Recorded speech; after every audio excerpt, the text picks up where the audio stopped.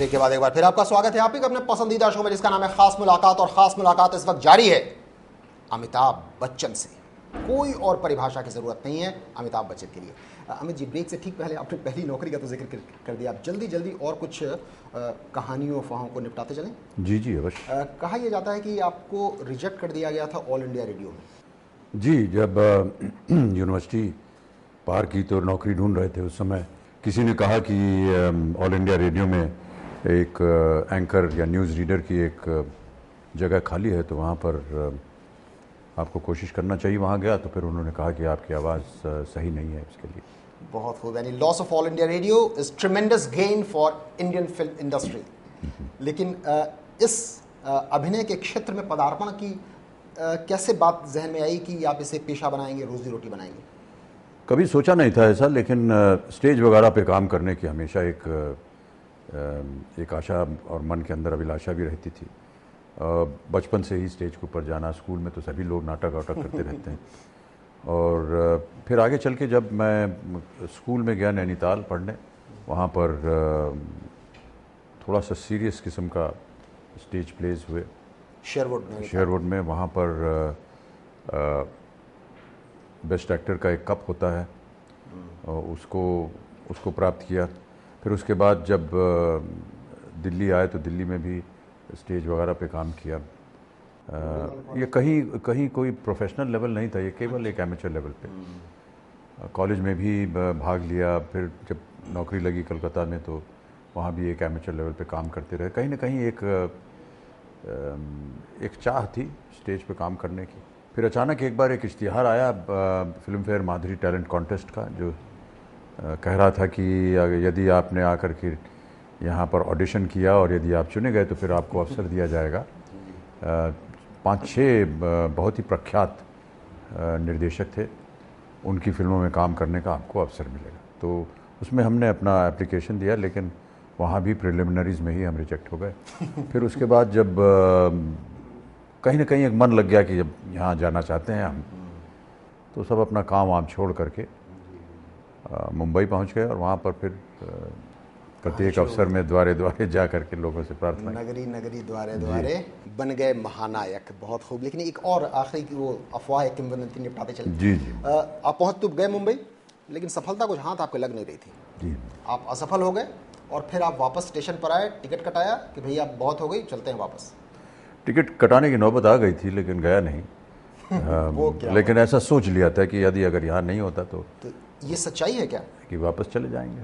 ये सच्चाई, ये सच वाकया है क्या कि आप पहुंच गए थे स्टेशन के, टिकट कटाएं और वापस जाएं? नहीं, स्टेशन तक नहीं पहुंचे थे, नौबत आ गई थी। तो वो कैसे नौबत नहीं आई और फिर आप वापस आ गए? ये धीरे धीरे काम मिलता गया एक आध फिल्मों में। फिर वो फिल्में असफल रहीं और ऐसा लगा कि शायद यहाँ सफलता प्राप्त नहीं होगी। फिर अचानक सलीम जावेद साहब की एक कहानी आई और प्रकाश मेहरा जी का निर्देशन में जंजीर बनी, वो सफल हो गई। उसके बाद फिर अच्छी अच्छी फिल्में आने लगी। जंजीर के बाद there was no looking back. और मुझे बताने की तो कुछ ज़रूरत नहीं, आप खुद जानते हैं। लेकिन हम कोशिश कर रहे हैं मौर्य का जो आपके साथ वादा है इनके दिल के तह तक पहुंचने की, कर कुछ मोतियों को निकाल कर आपके सामने पेश करने की। अब यहाँ बिहार, झारखंड, उत्तर प्रदेश के बहुत लोग ऐसे होते हैं, माँ बाप बहुत परेशान रहते हैं। जब न तब लड़का उठा, बुढ़िया बस्ता समेटा, ट्रेन में बैठा, पहुँच गया बॉम्बे। मतलब भाग भाग के न जाने कितने जाते रहते हैं। सब तो धर्मेंद्र और अमिताभ बच्चन बन नहीं सकते। उन लोगों के लिए आप कुछ सलाह, कुछ संदेश, कुछ बताना चाहेंगे? मैं नहीं मानता हूँ कि ये जो भी कर रहे हैं वो गलत कर रहे हैं। हर इंसान के पीछे कोई ना कोई एक आशा होती है, एक तमन्ना होती है, एक उम्मीद होती है। और यदि आपके अंदर इतनी गर्मी है, इतना जोश है उस उम्मीद को पूरे करने की, तो अवश्य अपनी जो उम्मीद है उसको आपको आगे बढ़ाना चाहिए। और ये सबके लिए एक कर्तव्य सा बन जाता है। लेकिन ऐसा मान लेना कि आप मुंबई पहुंच जाएंगे और आपको बनी बनाई कोई नौकरी मिल जाएगी, ये कठिन सवाल है।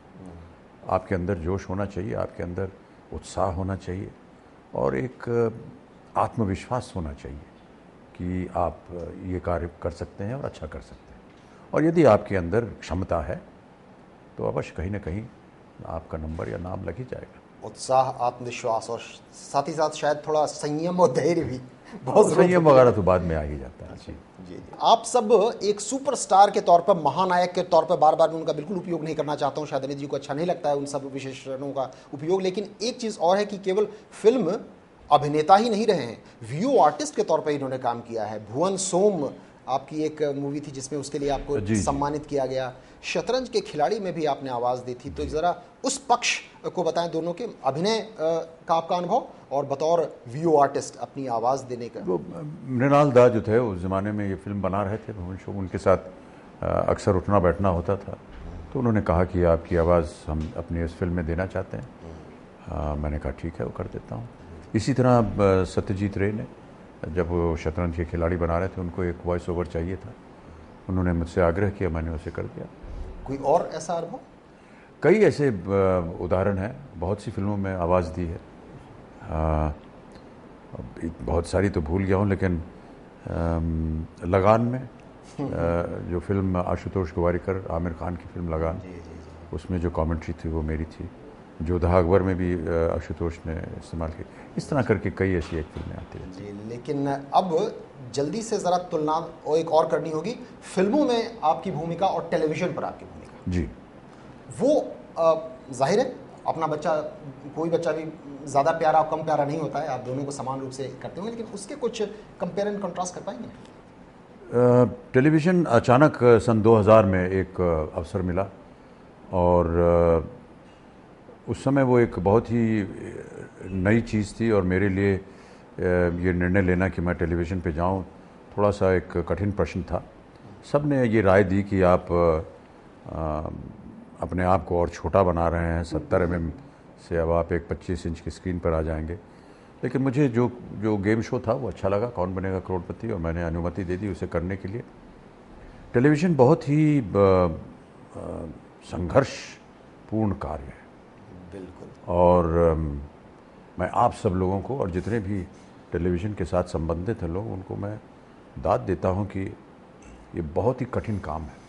क्या और ये बात है। नहीं सही कह रहा हूं मैं आपसे क्योंकि एक तो ये है कि 24 घंटे किसी भी कार्यक्रम को लगातार चलाते रहना और दर्शकों को आकर्षित रखना, ये बड़ा मुश्किल काम है। कई बार मैंने कहा है कि ये तो एक प्रति सेकंड कुछ इसको भोजन चाहिए। और एक और बात बता दूं अमित जी आपको, आप लोग तो फिर भी टेक करते होंगे, डायरेक्टर साहब टेक अगेन, ये बिल्कुल कई बार लाइव मामला जाता है। नहीं, कई बार नहीं, हमेशा। जी हमेशा। इसीलिए कह रहा हूँ कि बड़ा मुश्किल काम है। जी हाँ। और जितने लोग इसके साथ जुड़ते हैं उन सबको भी मैं उनको बधाई देता हूँ, क्योंकि एक छोटे से कार्यक्रम के पीछे 600-700 लोग, और मैंने कई एक प्रोग्राम किए हैं, चाहे कौन बनेगा करोड़पति हो, चाहे बिग बॉस हो, उसमें देखा है कि किस तरह लोग, बहुत ही मेहनत का काम है और बड़ा मुश्किल काम है। तो मैं मौर्य टेलीविज़न को धन्यवाद देता हूं कि, और समझता हूं कि आपकी कठिनाइयां क्या हैं और कितना आपकी मेहनत करनी पड़ती है। तो यहाँ वक्त हो चला है एक और छोटे से ब्रेक का, लेकिन ब्रेक के बाद जब आएंगे तो वो आपको बताएंगे कि कैसे life is not just a bed of roses. Amit ji के ज़िंदगी में भी कुछ खट्टे मीठे अनुभव आए हैं, ज़रूर हम आपको बताएंगे उनके बारे में, उन्हीं की ज़ुबानी, इस छोटे से ब्रेक के बाद।